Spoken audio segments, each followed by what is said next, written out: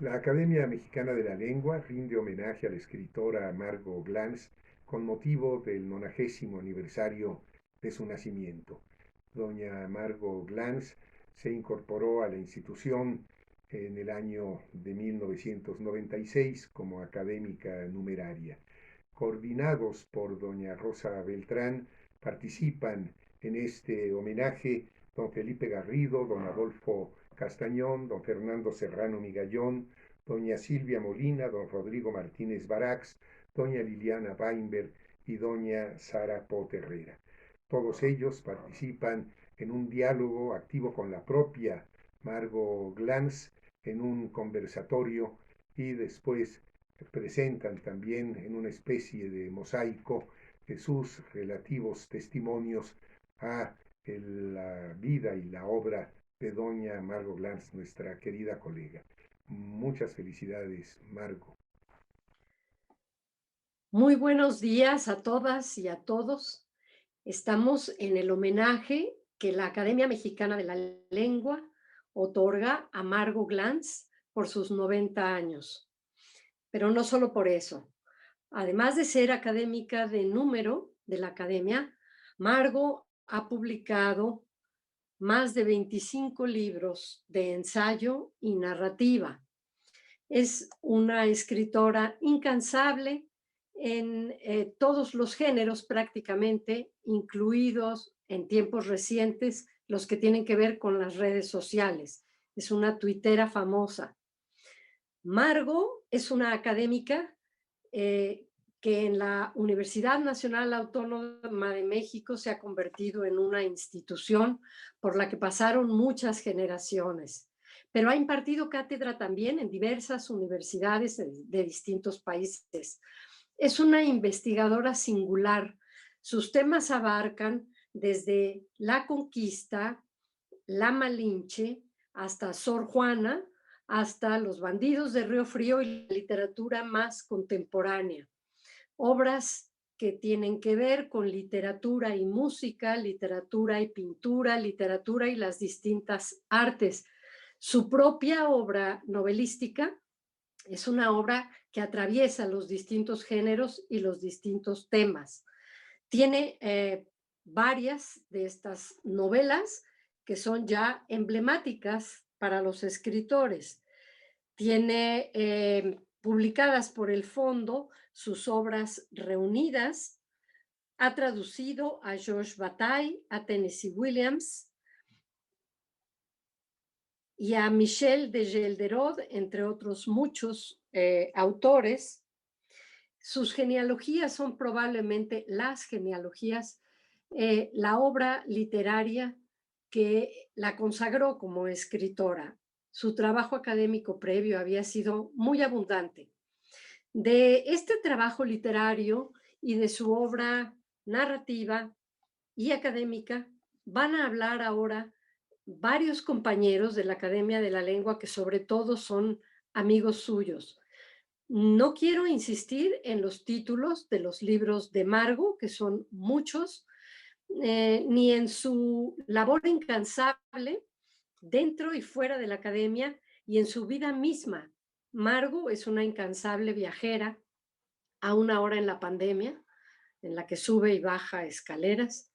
Y la última vez que hablé con ella por teléfono y le pregunté cómo estaba, me dijo que estaba bien, pero un poco procrastinante. Y le dije, ¿por qué? Me comentó, porque ayer no trabajé. Se refería al domingo. Es tu pinta de cuerpo entero quién es Margot y lo que ha hecho a lo largo de su vida. Vamos a rendirle este homenaje con unas breves palabras. Iniciaremos con Felipe Garrido.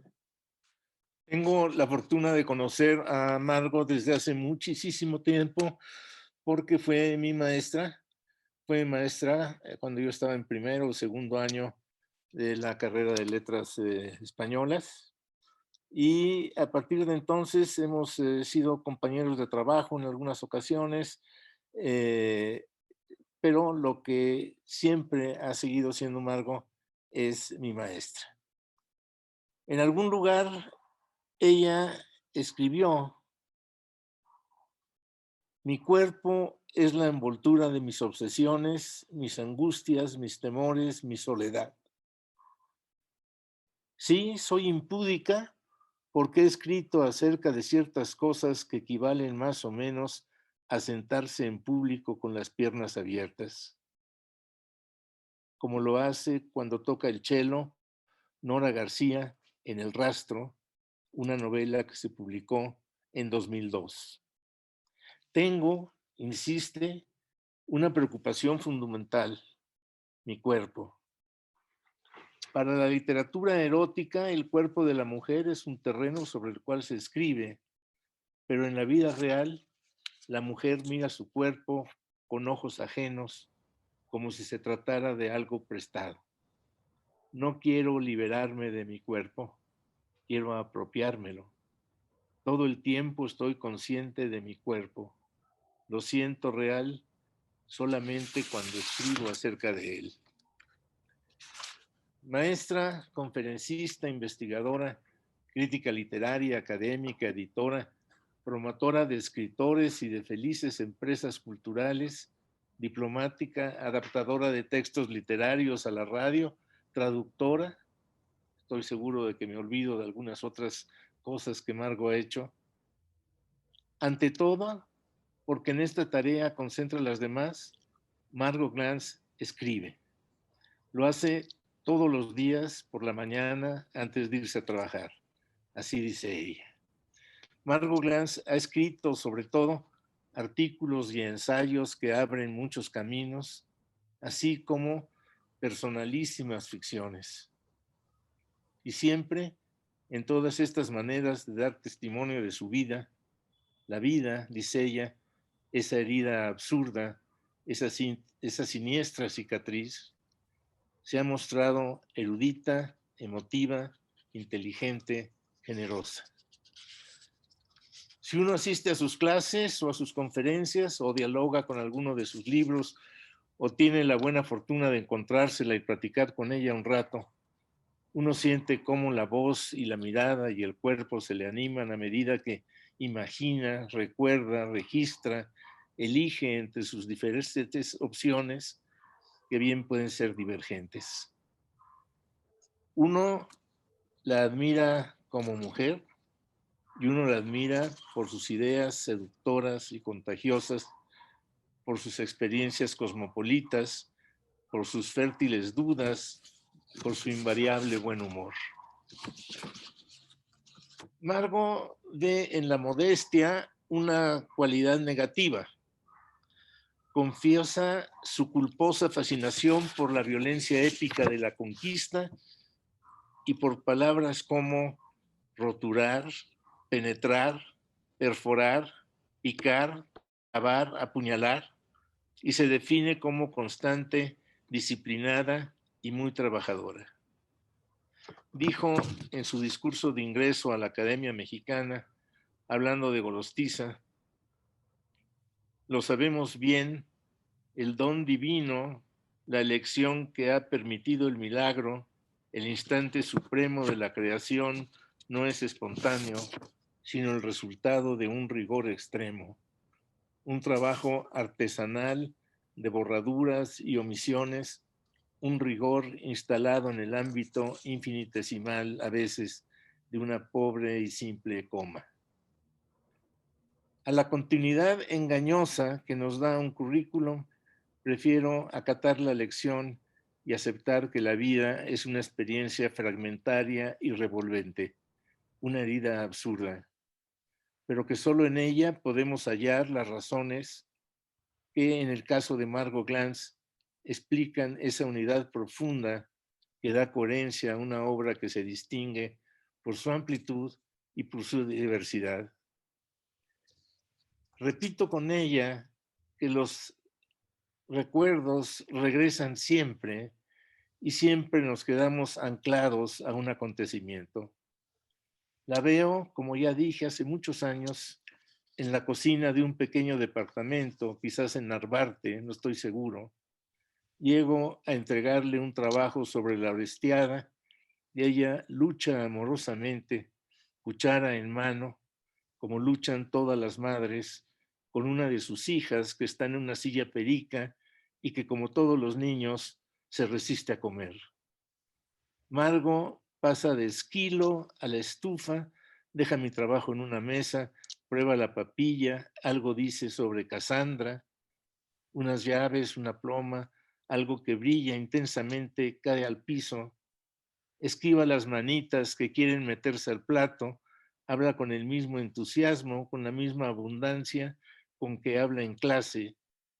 Cuando alzo eso que cayó y se lo doy a la niña, ella me mira por primera vez, los ojos azorados, sin reconocerme, y las palabras, ternezas para la bebé, precisiones doctas, reflexiones caseras, llaman a nuevas palabras y cada vez que puede, mete la cuchara en la boca de su hija. Muchas gracias, don Felipe Garrido, por esa participación tan emotiva que ha puesto la nota inicial de este homenaje a nuestra queridísima y admiradísima Margo Glantz. Toca el turno de don Fernando Serrano Migallón. Muy buenos días, muchas gracias. Es desde luego para mí un honor poder hablar de mi queridísima amiga Margo Glantz. Todo lo que se pueda decir de ella es poco. Es una mujer admirable y es una mujer que llena ampliamente la vida cultural y la amistad de todos los que la conocemos. Entre todos los aspectos de Margo Glantz hay uno que me gustaría destacar. En 1963, el extraordinario y mártir rector Ignacio Chávez, el Día del Maestro, hizo una definición del universitario, diciendo que había dos tipos de universitarios. Aquellos que tenían la universidad como el eje esencial de su vida y que llenaban completamente su vida, y los que, queriendo mucho a la universidad, la tenían como una labor adyacente, paralela a su labor fundamental. Los médicos tenían su consultorio, los ingenieros su constructora, los abogados su bufete, pero que había universitarios de tiempo completo y de vida entera. Margo pertenece a este segundo grupo de los universitarios de tiempo completo. Ahora, lo que es muy difícil definir es lo que es ser universitario. La ley orgánica de la universidad nos señala las tres finalidades de la universidad, que es transmitir el conocimiento, crear nuevo conocimiento y hacer que los beneficios de la cultura lleguen a las mayor número de habitantes que sea posible. Margo cumple perfectamente con estos tres objetivos. Ella transmite los conocimientos que tiene de forma agradable, amena, a todos sus alumnos.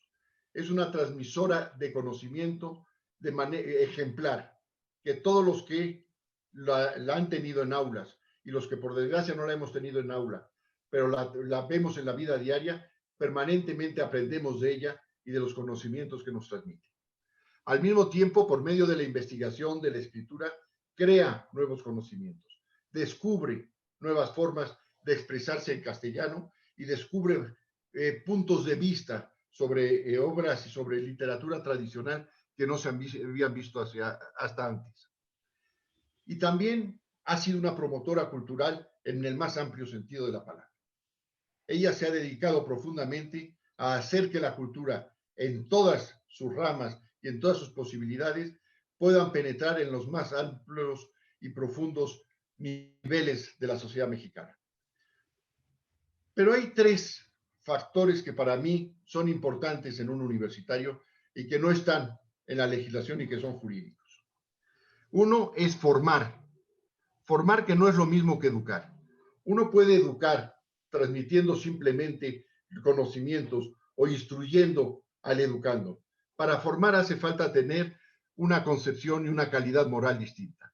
Para formar hay que dar ejemplo. Y Margo da un ejemplo extraordinario como profesora, como investigadora, con esa actitud de interesarse en el prójimo. Al mismo tiempo, tiene que crear inquietudes en los alumnos. Un verdadero formador no es simplemente el que transmite un conocimiento, sino el que al transmitir los conocimientos les plantea alternativas a sus alumnos y les hace que busquen caminos distintos a los de la propia formadora, en el caso de Margo, para que vayan encontrando sus propios caminos. Y un última característica también muy importante es esa voluntad de estar siempre presente con sus alumnos. Siempre que un alumno, que alguien que nos acercamos a ella con una pregunta, una duda, algún cuestionamiento, ella siempre está presente para ayudarnos. Hay dos aspectos que desde luego no están en ningún texto legal, pero que yo creo que en el caso de Margo hay que destacar. En primer lugar, su generosidad. Margo está siempre dispuesta a ayudar a todos los que nos acercamos a ella. Y aquí quiero narrar una anécdota personal. En algún momento pensamos mis hermanos y yo publicar el libro de recetas de mi madre, y que era española y que había traído desde España las recetas de su pueblo, un pueblito de La Mancha. Para la presentación del libro, pensamos quién podía hacer la presentación, escribir unas letras. Yo evidentemente conocía a Margo, pero ella no me conocía a mí, lo cual también era evidente.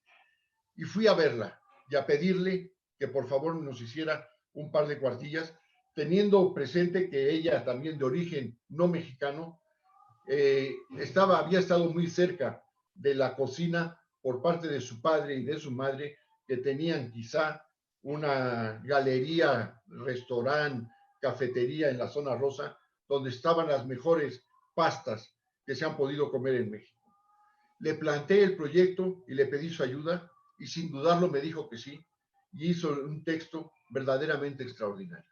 Nunca duda en ayudar a quienes nos acercamos a él. Y por último, un aspecto que tampoco está en ninguna ley es la sensatez.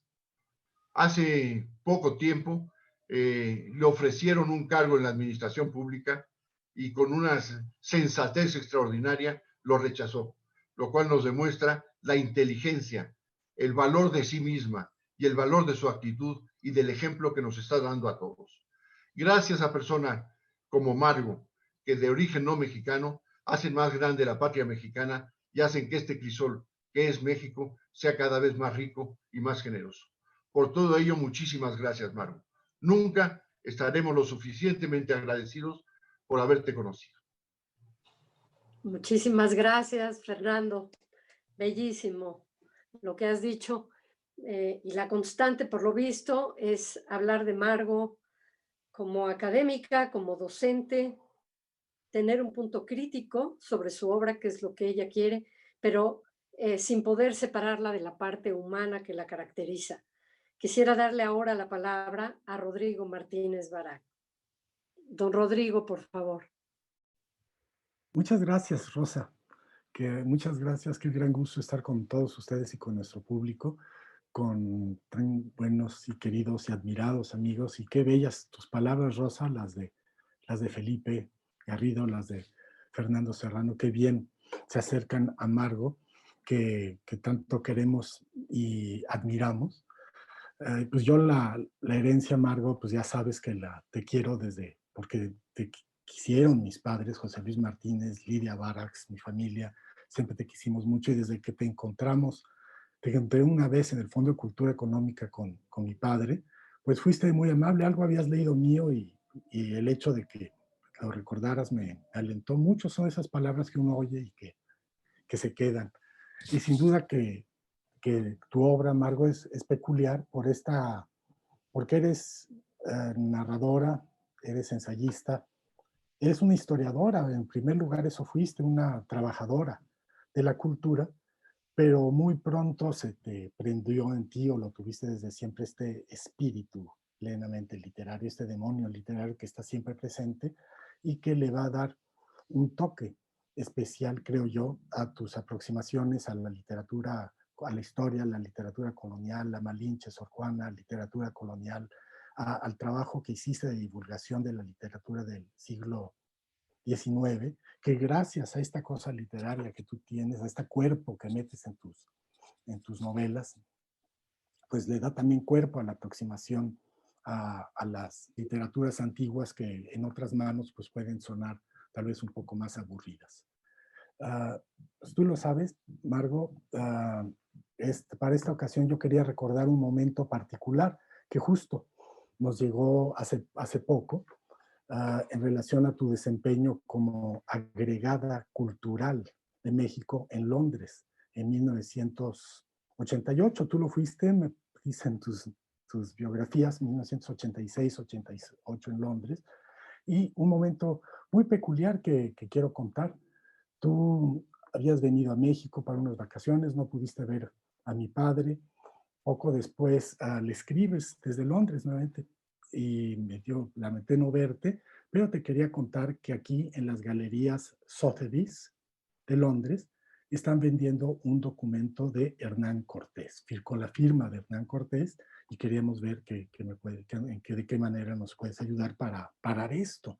Esto pues es cuando María Guadalupe Ramírez de Lira, que se ocupa del archivo de mi padre, José Luis Martínez, me mandó estas cartas tuyas con mi padre, pues sonó de manera muy peculiar, porque ustedes saben que en este momento pues nos acabamos de enterar de que muchos documentos cortesianos, como ese que tú trataste de salvar, estaban siendo subastados en varias galerías de Estados Unidos, Swans, Christie's y otras, y que fueron realmente sustraídos igual del Archivo General de la Nación, del ramo Hospital de Jesús, como ese que estaban subastando en Sotheby's de Londres, cuando tú estabas ahí y le escribiste a mi padre en 1988. Muy buen momento, porque mi padre, como ustedes saben, estaba acabando su gran libro sobre Hernán Cortés, 1000 páginas, Fondo de Cultura Económica, complementado por 4 tomos de documentos cortesianos, cada uno de como 400 páginas, unas 1200 páginas de documentos cortesianos. El que se sabía esos documentos era sin duda mi padre, y te contestó muy bien: sí, conozco perfectamente ese documento, se trata de una carta de Cortés a su mayordomo García de Llerena en 1531, estaba en Morelos, ahí estaba dedicado a la cacería, y este es el documento que fue sustraído. Mi padre entonces te pudo mandar todos estos datos. Él mismo no había visto el documento en el AGN, dijo, Archivo de la Nación, dijo, porque ya está publicado en papeles inéditos relativos a Cortés y su familia. Pero sabía perfectamente dónde estaba, en qué parte del Archivo General de la Nación estaba, exactamente su signatura, todos los datos te los pudo mandar, y con esos datos, pues tú hiciste tu trabajo con la agregada cultural. Ya nos comentarás, Margo, quién era el embajador, cómo fueron los trámites. La cosa es que en las cartas de ustedes, pues ahí quedó la cosa, no se supo más. Mi padre menciona esta gestión tuya, los datos que le mandaste sobre la subasta, en el lugar donde publica este documento de sus documentos cortesianos, sí te menciono y todo, pero yo me quedé con la duda. ¿Qué pasó? ¿Lo salvaron o no el documento? Y sí, efectivamente, por mi amiga María del Carmen Martínez, historiadora de Valladolid, España, la mayor experta en los documentos cortesianos, después de mi padre, quien de hecho está haciendo una nueva versión muy mejorada de los documentos cortesianos de mi padre. Se conocía perfectamente esos documentos. De hecho, ella es la que documentó que los documentos ahora sustraídos y vendidos realmente pertenecían al AGN. En ese caso, pues lo hizo mi padre. Y en este caso particular me dijo: sí, Margo, el documento que tú sí lo lograste salvar, tú y la Embajada de México y la Secretaría de Relaciones Exteriores hicieron los trámites necesarios. El documento pues no fue subastado, se retiró el documento de la subasta, se regresó a México y al Archivo General de la Nación, donde me dice mi amiga María del Carmen Martínez, está muy bien resguardado en una bóveda especial. Y bueno, me pregunto, ojalá hubiesen guardado igual de bien todos los demás documentos que ahora se robaron. Pero este contrapunto entre los robos y las subastas de 2020 y los de 1988 que tú y mi padre, el gobierno mexicano, lograron salvar, pues es un muy bonito momento, Margo, y te felicito mucho eso que hiciste, porque eres escritora, porque eres ensayista, pero también porque eres un ser eficiente y que se mete totalmente en cada uno de los asuntos que nos tocas. Muchísimas gracias, Margo. Muchísimas gracias a todos. Muchas gracias a ti, Rodrigo. En efecto, has tocado otro de los aspectos de Margo, su trabajo administrativo impecable, tanto en el exterior como dentro, en Bellas Artes, en la universidad, fundando la revista Punto de Partida, que es la revista literaria más antigua del país y que sigue viva, porque lo que bien empieza, pues está destinado a tener un fin largo. Ahora quisiera darle la palabra a doña Sara Pot Herrera. Sarita. Muchas gracias por este privilegio de los 5 minutos. Cuando pensé en los 5 minutos, pensé en un minutero y relacioné a Margo, ese minutero que son las manecillas, ¿sí?, del reloj que marcan los minutos. La mano de Margo que marca los minutos, cuando muy largos, ¿sí?, de la cultura mexicana. A partir de su propia obra, Margo lectora, Margo escritora. Esa idea de la mano me gusta muchísimo y vamos de qué manera va metiendo mano Margo Glantz a lo largo de la cultura mexicana de todos estos siglos. Yo podría dar una clase de cualquier tema de clase y el trabajo de Margo sería siempre esa manecilla. Quisiera centrarme en 1995. Hace 25 años, en 12 días, a Margo la van a hacer Académica Mexicana de la Lengua, 26 de octubre de 1995. Y en 95 va a ser muy importante, sobre todo en la producción de su literatura virreinal, en su literatura dedicada a la colonia. Recuerdo esa edición que hizo en la revista de la Universidad de México, que fue una lectura del México colonial, hablando de la imaginería mariana. Esa Virgen María que va y que viene, que sube y que baja, y que va a estar muy presente en la argumentación, en el intelecto, en la sensibilidad de Margo Glantz. En el 92 también fueron sus famosos borrones y borradores, que todavía le seguimos sacando a cada rato provecho. En 1995, como bien sabe Margo, nos regaló la edición facsimilar de los 3 tomos antiguos de la obra de Sor Juana Inés de la Cruz. Invitó a su amigo Sergio Fernández para que hiciera el prólogo de Inundación Castálida. Sergio Fernández, el de la Copa Derramada. Invitó a Antonio Latorre para que hablara de fama y obras póstumas con un prólogo basado en su extenso artículo de la nueva revista de Filología Hispánica. Y Margo se dedicó al segundo volumen de las obras de Sor Juana, del que ella es la gran especialista, cuando habla de cómo este volumen fue llegando, tocando puertas, pasando por monasterios en España, hasta ser aprobado y publicado en Sevilla en 1692. En 1995, Margo reunió a estudiosos y a algo y menos estudiosos de Sor Juana para que habláramos de los contemporáneos de Sor Juana. En 1995 tuve la fortuna de trabajar con Margo, bueno, lo trabajó ella, pero lo llevamos a la edición de Sor Juana y su mundo, a ese texto maravilloso que se llama El discurso religioso y sus políticas. En ese capítulo que cierra Sor Juana y su mundo, una mirada actual de 1995, Margo inicia, como muchas veces lo hace, con una pregunta. ¿Hay géneros menores? Y se va a dedicar a 2 villancicos principalmente de Sor Juana. Y va a hablar de ese arriba y ese abajo, la cabeza que baja, los pies que suben. Entonces ese eje que sube y que baja, ese doble eje vertical, así podemos situar también la obra de Margo Glantz con una serie de piezas giratorias que nos dan una lectura del México de todos los siglos. También en ese artículo me gusta muchísimo de qué manera el cuerpo, de qué manera el pie, la cabeza, la mano, el vientre de la Virgen María. Una Virgen que intelectualiza Sor Juana y que Margo argumenta aún más a favor de esa intelectualización. Esa Margo tan fina, tan elegante. Y un día quebré una taza de su colección y no me corrió de su casa. Yo muy discretamente me fui a la mía, pero me siguió invitando y eso agradezco siempre. Hace unos días, cuando ya llegó la invitación y Rosa Beltrán, Rosa Divina, se encargó de reunirnos, hablé con Margo y recordábamos el romance 26 que aparece en Inundación Castálida, cuando Sor Juana Con un romance le manda a la virreina una andadera para José el mexicano.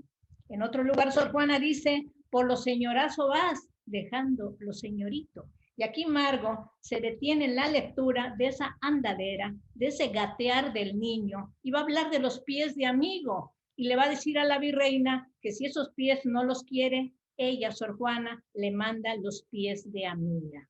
Eso es muy bonito, y hay una parte que aquí sí me gustaría leerlo, y si dice, y si aquellos pies de palo que les sirvan no queréis, yo, aunque malos de mis versos, os daré todos los pies. Entonces esa idea del pie que Margo viste con esos zapatos maravillosos, yo en un momento dije, a Margo no hay que darle una calle de México, sino una calzada, ¿sí? Una calzada que ella misma llenaría, dejando atrás, no los años, porque los años van mucho más adelante que Margo, sino toda esa sabiduría que ha sabido esparcir entre las generaciones más jóvenes. Si seguimos hablando de la mano, yo también pienso, además de los pies de amiga y de los pies de amigo, que esto no lo sabía Margo. En 1691, una persona que va a defender a Sor Juana frente a la respuesta que tuvo la carta atenagórica. Esta persona llega a su casa un martes 9 de enero de 1691 y va a defender al padre Vieira de la crítica de Sor Juana, y al mismo tiempo va a hablar de una manera maravillosa de Sor Juana, y va a hablar de las albas manos de Sor Juana. Va a hablar de las manos que siguen bordando, de las albas manos que todavía siguen haciendo labores de mano, de la que Margo Glantz nos habla de vez en cuando y a cada momento, en esa oscilación que hace de géneros, de cultura, en ese mirarlo todo, y Margo guía, ¿sí? En ese mirar todo de una manera sensible, elegante, intelectual. Yo quisiera desde Santa Bárbara, hablando de ese romance 26, de los pies de amigo, de la andadera, esa sugerencia de trabajar con los objetos, de la materialidad de las cosas, que se hacen libros, yo quisiera en este momento tener un clavileño, me gustaría tener un caballo de madera, ¿sí? Así pedírsela a Don Quijote, a Sancho, y poder volar y estar con Margo Glantz, y ya no decirle, como Sor Juana dijo, ser mujer ni estar presente o ausente es de amarte impedimento. Margo Glantz, por esos 25 años, por tus otros libros sobre Sor Juana y La Malinche y Alvar Núñez Cabeza de Vaca y Bernal y todo lo que aquí hemos estado diciendo, eres una leyenda viva. Soy hiperbólica, pero cuando leo tu sinécdoque, tus metonimias, tus metáforas, siento que mi hipérbole se queda chiquita a tu lado. Un abrazo, un beso, Margo Glantz, de todas las amigas, los amigos que te queremos, que te admiramos, que te amamos siempre. Muchas gracias por la invitación.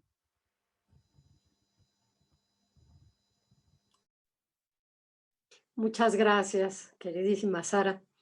Con tu Sor Juana detrás de ti en el billete de 200 pesos que pronto ya no va a circular. Ahora vamos a cederle la palabra a don Adolfo Castañón. Bueno, pues muy emocionado de estar aquí en este homenaje a Margo, coordinado por Rosa Beltrán, después de las palabras de Felipe Garrido, de Rodrigo Martínez, de Fernando Serrano, de Sara Pot. Y lo primero que yo querría decir es que Margo no viene de la nada. Margo, que es conocida por su libro de genealogías, es la hija de un escritor muy curioso que fue Jacobo Glantz, que en 1966 publicó en la revista El Reguilete una semblanza de la poeta del premio Nobel Nelly Sachs, que fue la amiga de Paul Celan. Y en este texto, Jacobo Glantz inicia el texto hablando de la inspiración, diciendo que la literatura no es posible sin la inspiración. Y yo diría que también sin el respaldo de la genealogía. Y ahí yo querría añadir a la imagen de don Jacobo, al que alguna vez vi varias veces en un café, la de su hermana Susana, y la también de otros amigos.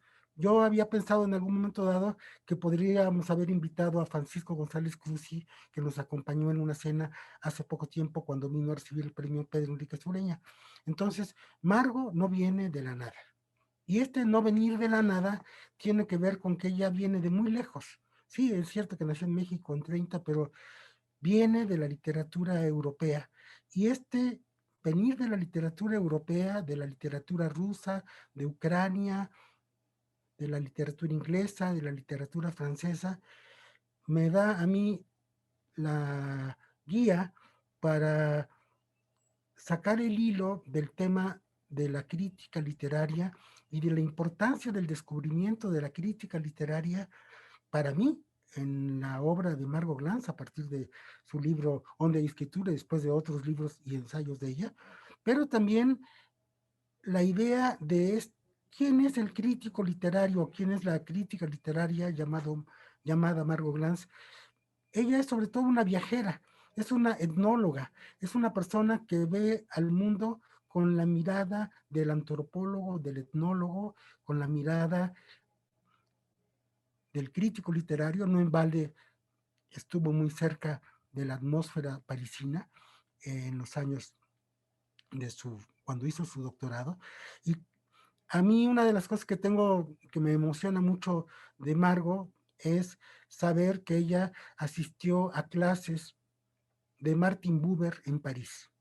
Y eso es para mí una gran noticia y que tiene que ver con este hilo de la genealogía. Y también que es una de las traductoras de Georges Bataille, que tiene la capacidad de regresarnos al tema del cuerpo. La idea de la crítica literaria en Margot es una idea que le sirve para ver lejos y para ver dentro, ver lejos en la literatura mexicana y fundar, no en balde, lo ha resaltado Rosa, ella funda la revista Punto de Partida, pero al fundar la revista Punto de Partida, en cierto modo está fundando la literatura juvenil o la ritualización de la literatura juvenil, y en Onda de Escritura lo que hace Margot es, de alguna manera, hacer un gran paradigma entre lo que sería la oralidad, la transcripción de la oralidad y la adscripción a la literatura, digamos, escrita, a la retórica en el sentido más noble de la palabra. Mirada Viajera es una colección del Consejo Nacional de la Cultura y las Artes que le cabría muy bien a Margot, porque Margot es sobre todo una viajera que se identifica con un punto muy claro en el decurso del viajero, que es el naufragio. Y este tema del naufragio recorre de alguna manera como un hilo conductor su propia escritura, su propia interrogación en la literatura mexicana. Ya habló brillantemente Sara de Sor Juana, pero yo diría que también, no solo de Sor Juana, sino de toda la literatura novohispana. Ella está muy consciente de las otras monjas que escribieron y que estaban cautivas en los claustros, y no solo entonces de la literatura virreinal, sino también de la literatura del siglo XIX, de este gran escritor, nuestro Dumas, que es Manuel Paino.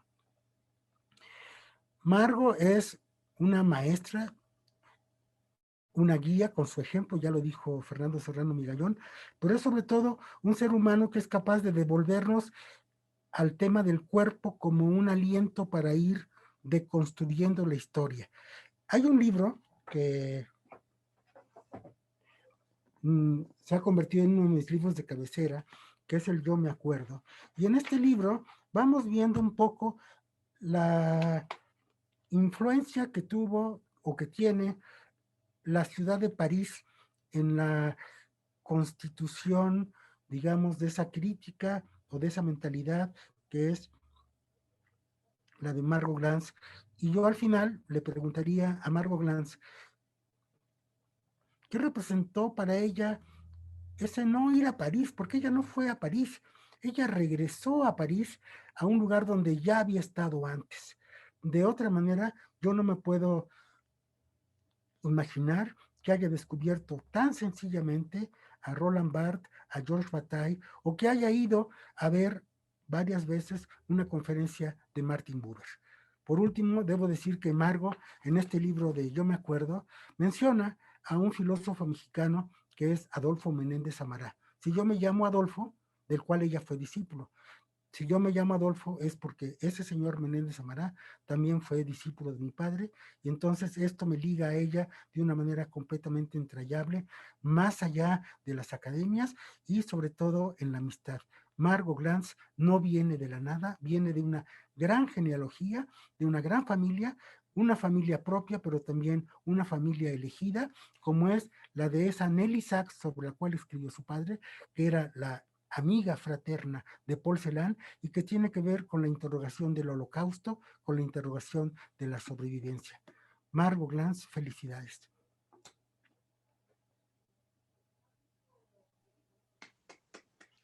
Muchísimas gracias, Adolfo Castañón.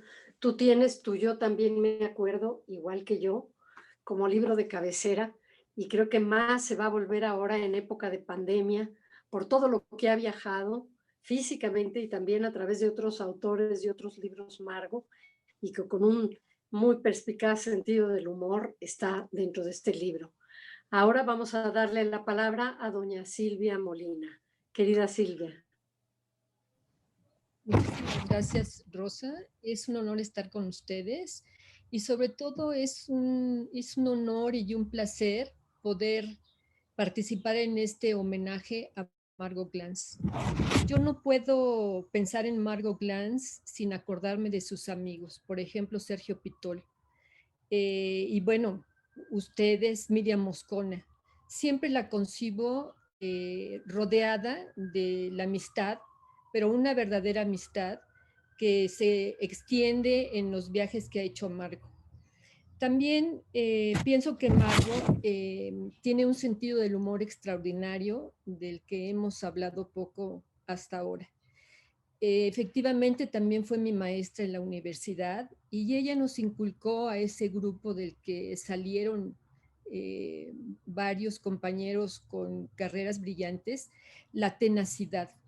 Margo llegaba como si se acabara de despertar, llena de energía, a contarnos lo que había descubierto la noche anterior realmente, porque no seguíamos un programa en específico, sino que Margo nos metía de lleno en sus anhelos, en sus ilusiones, en lo que estaba investigando, en su deslumbramiento. Por ejemplo, en esa época, a propósito de los pies, estaba en el tema de los pies y estábamos todos los compañeros inmersos en la entrega que ella le daba a la literatura, en lo que ella creía y en lo que ella vivía. Y sobre todo de repente cambiaba el tema y salía con algo de humor y entonces volvíamos a empezar otra vez a entrar en la enseñanza de Margo. Es muy difícil encasillar la literatura de Margo porque es una transgresora. Ella ha roto las formas clásicas realmente y al romperlas con yo pienso que es una travesura, que es un deber que de alguna manera ella se ha impuesto, de meterse de lleno y ver cómo al romper cierta tradición puede crear otra tradición. Por eso yo considero que Margo es la escritora más moderna que tenemos y la más contemporánea. Uno lee sus trabajos, lo mismo las novelas que los ensayos. Bueno, puede ser que los ensayos menos, porque además son de una época anterior, justamente yo creo que tiene que ver con la época de la enseñanza, pero cuando ella rompe, ella está creando otra cosa. Es muy fácil decir, por ejemplo, que Margo es una gran tuitera o que está inmersa en el Facebook y que es muy conocida por eso, pero no porque esté presente, sino realmente porque es un juego intelectual lo que nos demuestra Margo cada día. Es decir, Margo está todo el tiempo pensando en cómo darle la vuelta a una cosa original para crear otra cosa original. Yo creo que se divierte. Margo, cuando reflexiona y cuando duda y cuando está tratando de darnos un todo a partir de de la fragmentación, a partir de fragmentos realmente, yo creo que Margo lo que está haciendo cotidianamente es un ejercicio fuerte, en realidad intelectual. Margo sería para mí la maestra intelectual por excelencia, no solo por esta gran inteligencia, que yo la considero una inteligencia brillante, superior, porque además tiene una cultura que apabulla, porque lo mismo, como ya dijeron ustedes, habla de música, que habla hasta de ciencia, podríamos decir. Y me encanta porque ella no tiene miedo. Ella eso enseña cuando nos daba clases, a no tener miedo. Primero, a no tener miedo a las palabras, porque para eso están, para usarlas. Y después, a no tener miedo en la experimentación, en lo que uno desea entrar y jugar realmente con eso. Yo había apuntado aquí algunas cosas como esto de que todo, yo considero de alguna manera que toda esta fragmentación en la obra de Margo tiene que ver con el cuerpo, que es una de sus obsesiones, y con la autobiografía. No solamente en las genealogías, una obra, además ahora reeditada recientemente, pero puesta al día, digamos, en donde a partir de fragmentaciones nos está dando su genealogía, sino en toda la obra, además de que está Margo y los escritores están en su obra, obviamente, nosotros podemos ir descubriendo a esa genialidad que está escondida detrás de nosotros, diciéndonos, es un ejercicio como si estuviéramos armando un rompecabezas. Ella está diciendo, fíjate bien qué hay atrás, fíjate bien cómo está hilado. Parece que ella hace un ejercicio fácil, ¿no? Como hacen los toreros con el capote, pero no, atrás de esa sencillez, porque además nos parece sencillo, aunque es muy complicado, está toda una narrativa espectacular. A mí realmente me impresiona la cantidad de libros que ha escrito Margo. Me encanta seguirla porque cada día aprendo un poco más de la literatura, aprendo un poco más de historia, de todo, sino que aprendo a quererla y a conocerla más. Entre más la conozco, más la quiero, realmente me deslumbra. Es un ser que nos enriquece simplemente con su presencia y con su escritura. Muchas gracias por todo lo que nos has dado, Margo. Te queremos todos, mucho, mucho. Muchas gracias, querida Silvia. La queremos muchísimo. Y te has referido a ese aspecto en el que también ella es pionera, que es el trabajo del fragmento, por lo menos en nuestra lengua, en nuestra literatura. Por eso le vino tan bien iniciar estos ejercicios aforísticos en el Twitter cuando solamente se constituían de 140 caracteres, ahora son un poquito más amplios. Y cuando Margo conversa, de pronto te zorraja un aforismo que se le acaba de ocurrir y con él pues una carcajada, pero también algo que te deja pensando. Ahora es el turno de nuestra querida Liliana Weinberg. Doña Liliana, por favor. Queridísima Margo, queridísimos amigos, yo no tuve la fortuna de ser alumna de Margo, pero sí de escucharla muchas veces en sus conferencias y sobre todo siento que mi propia vida, de maneras muy extrañas, se fue entretejiendo con la vida de Margo.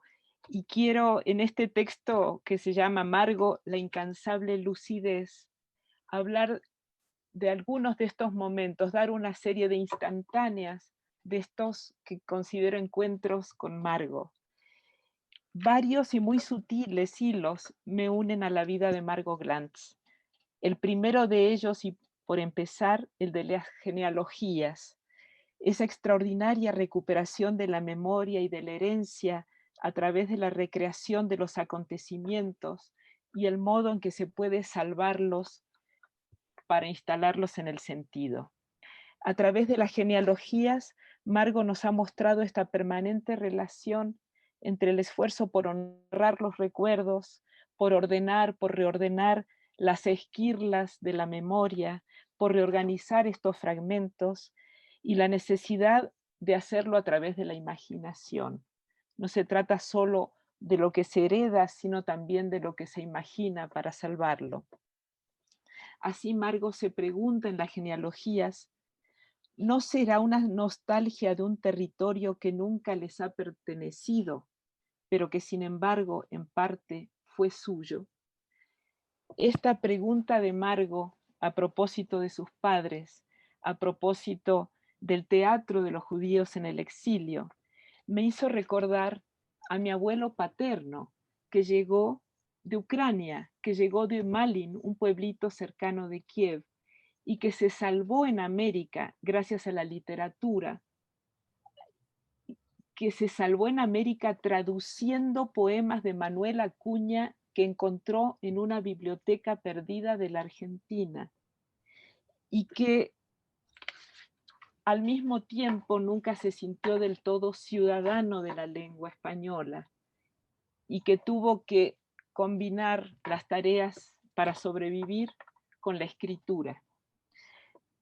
Recuerdo que vi por primera vez a Margot Glantz en 1984 en una reunión celebrada en el Archivo General de la Nación, cuando ella, que estaba ligada por supuesto a la facultad y en ese entonces era también directora de literatura del INBA, participó con palabras muy entusiastas en el momento inaugural del proyecto de rescate de obras literarias novohispanas secuestradas por las actas de la Inquisición.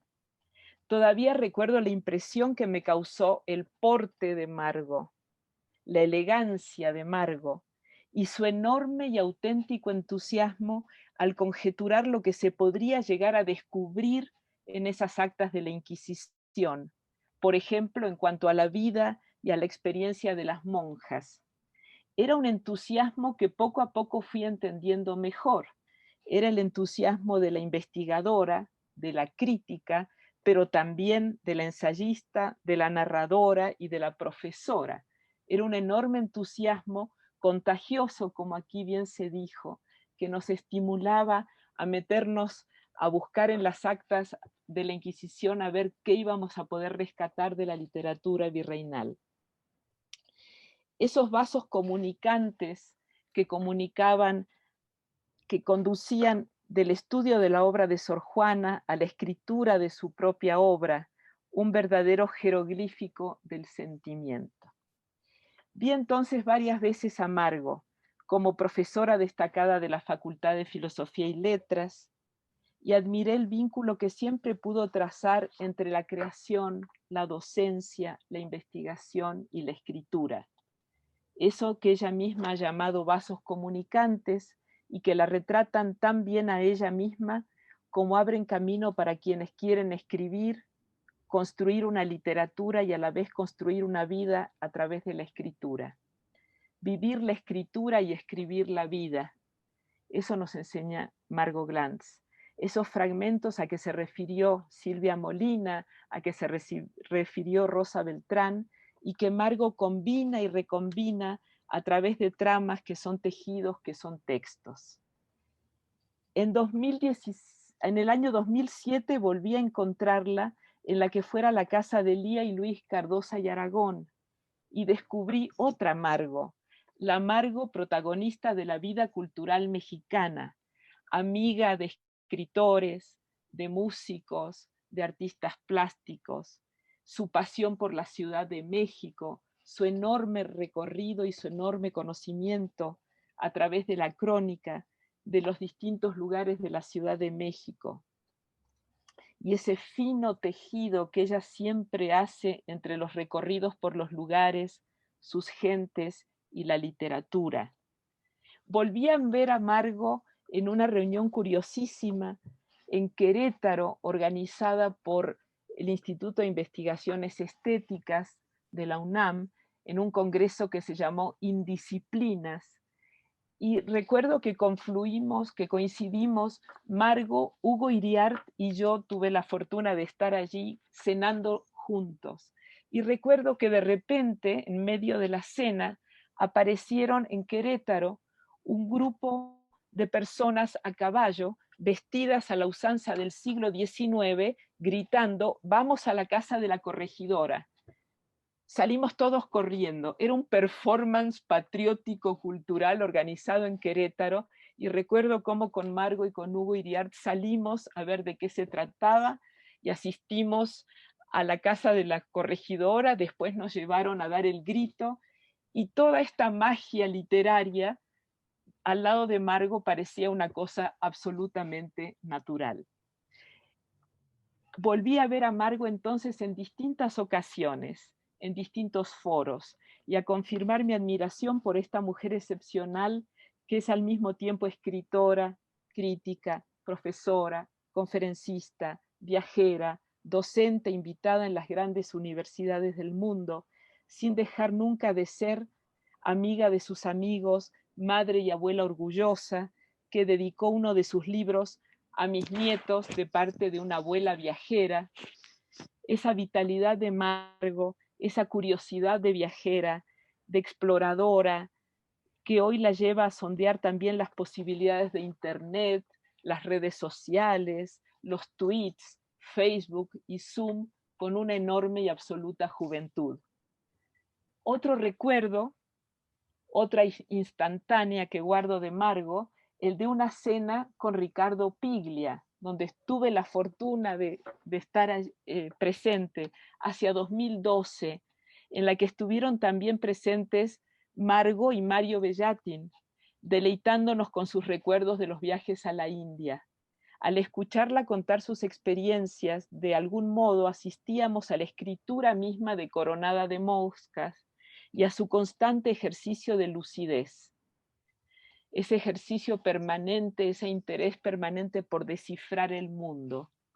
Y aquí otro de los grandes mecanismos relacionales de Margo, recordar, por ejemplo, la exigencia de un jainita por privarse de algo que le guste mucho, y privarse en su caso del té, la llevó a recordar que a las monjas carmelitas novohispanas se les obligaba a abstenerse de tomar chocolate.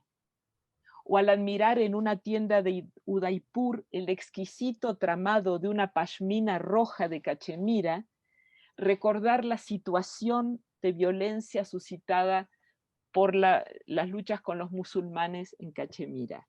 He aquí también otra forma del exquisito tramado que ha ido haciendo permanentemente Margo de los fragmentos de los que tanto se ha hablado aquí.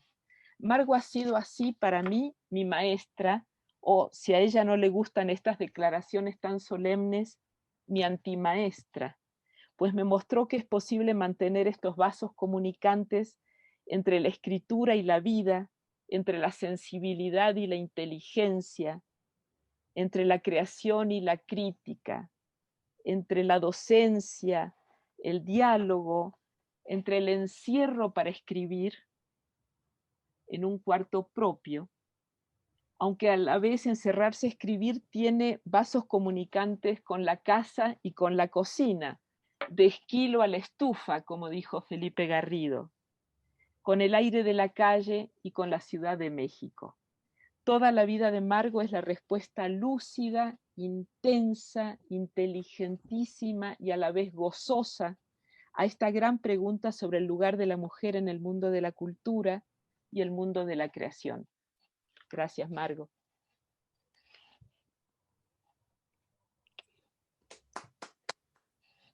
Gracias, querida Lili. Y ahora ha llegado el momento, no de los postres, sino del plato fuerte, de los postres y de los licores, porque Margo, queridísima, todos tus amigos, los que estamos aquí y los que te van a escuchar, te queremos oír ahora. Muchas gracias. Estoy muy conmovida. Hace como 30 años que no lloro.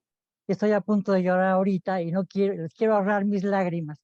Quiero agradecerles muchísimo a todos, a la Academia de la Lengua, a Rosa por esta organización y a Antonio Crestani, que es el culpable de este homenaje, porque yo, con esta actitud contradictoria de toda mi vida, no quería homenajes, pero quería homenajes.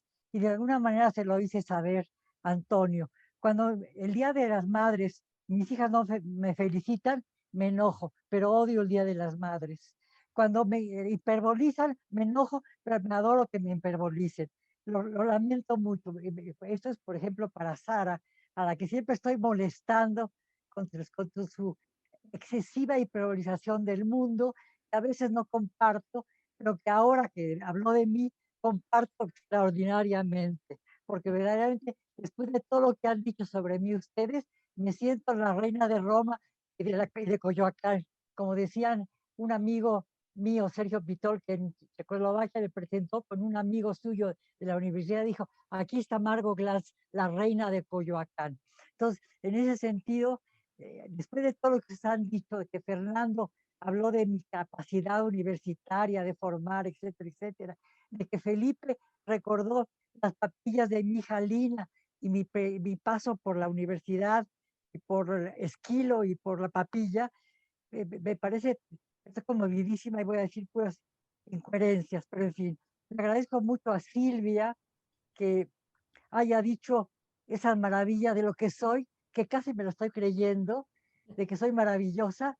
Bueno, y debo decirles que al pedirle a Antonio que de alguna manera me hicieran un homenaje, no queriendo que me lo hicieran, pero queriéndolo, estaba yo planteando justamente quizás este miedo a la muerte que toda persona que cumple 9 décadas como yo tiene. Sí, a mí estoy muy lúcida, soy una joya arqueológica todavía, estoy lúcida, pienso, escribo, la gente se asusta porque generalmente antier estuve con unos señores de 73 años, mucho menos lúcidos que yo, lo cual me enorgullece, es una vergüenza que me enorgullezca, pero lo siento como algo muy importante y pienso que quizás a lo mejor les voy a dar la lata hasta los 100 años. Ojalá. Muchas gracias a todos ustedes, a, a Rodrigo, a Felipe, que me conmovió muchísimo lo que contó, a Adolfo, que habló de mis raíces, de mi padre, a quien tanto quise y que tanto me enseñó, como mi madre también, como se ven las genealogías, a Rosa, porque ha organizado este homenaje, a Antonio, de nuevo le vuelvo a agradecer enormemente, le ruego que me perdone mis inconsecuencias diarias, que a veces le hago sufrir inútilmente, porque me entra la paranoia, y te lo ruego que me disculpe, bueno, a Liliana, que me maravilló, porque me vio en circunstancias que he olvidado por completo. Nunca me acordé que yo me acordaba de la corregidora y que la fui a saludar en Querétaro, a su antigua casa.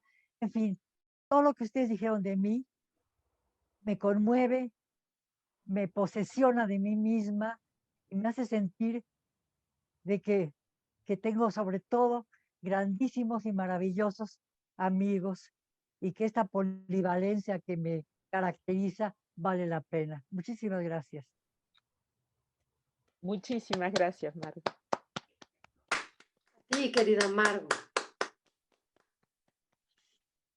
Pues con esto terminamos el homenaje a Margot Glantz, no solo por sus 90 años, sino por todo lo que nos ha dado y nos va a seguir dando en conocimientos, en erudición, en sentido del humor, en innovación.